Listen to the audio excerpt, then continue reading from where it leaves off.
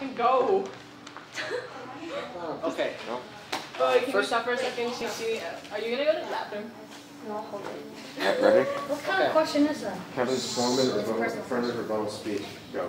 Okay. First of all, you say that justice is your value, correct? So basically, if you're saying following an unjust law is good, right?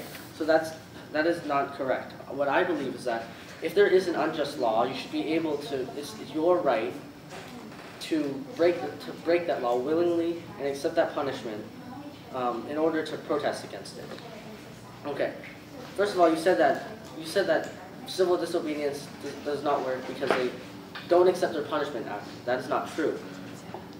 They always accept their punishment afterwards, and it's always nonviolent. For your first contention, you say there's no need. What if there is a law that oppresses, an unjust law oppresses the minority? So if an oppressed minority is not able to, what if an oppressed minority is not able to appeal to the government? They will not be able to get the help they need. This is not justice then. You say that there are other ways, however, you cannot give me a single example of what ways they are. Against your contention too, you talk about violence. So you say that civil disobedience leads to violence, as with your example on the beef in Korea. What I say is that that riot was not caused by civil disobedience. First there was civil disobedience, then some people, extremists, that therefore followed it suit with a riot. However, that riots are not civil disobedience. Civil disobedience would be the candlelight vigil and nothing else.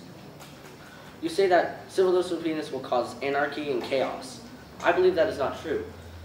Civil disobedience helps society by pointing out unjust laws and oppressive laws. And what that does is that removes these laws from society, therefore making it better for everybody inside of it. And about your social contract standard, social contract. We believe that it's not social contract. There's no need for a social contract when your individual rights have been violated. Social contract is when you pledge yourself to government because they provide something for you. However, they violate your rights and oppress you. That is not. Then it gives you the right to break that social contract. Now, our case is right. I believe our case is right because, first of all, the majority is not always right. So therefore, they need to. The minority who believe they are right, they need to have a way to say this, that an unjust law is unjust and that they're being oppressed. Second of all, civil disobedience is non-violent, although even though the riots that you were talking about happened, it is not because of civil disobedience, it's because of extremists and those who got caught up in the heat. I'm saying that civil disobedience is non-violent and it helps society in general by removing unjust laws and oppressive laws. Civil disobedience is used in self-defense after a government tries to oppress them or unwillingly oppresses them.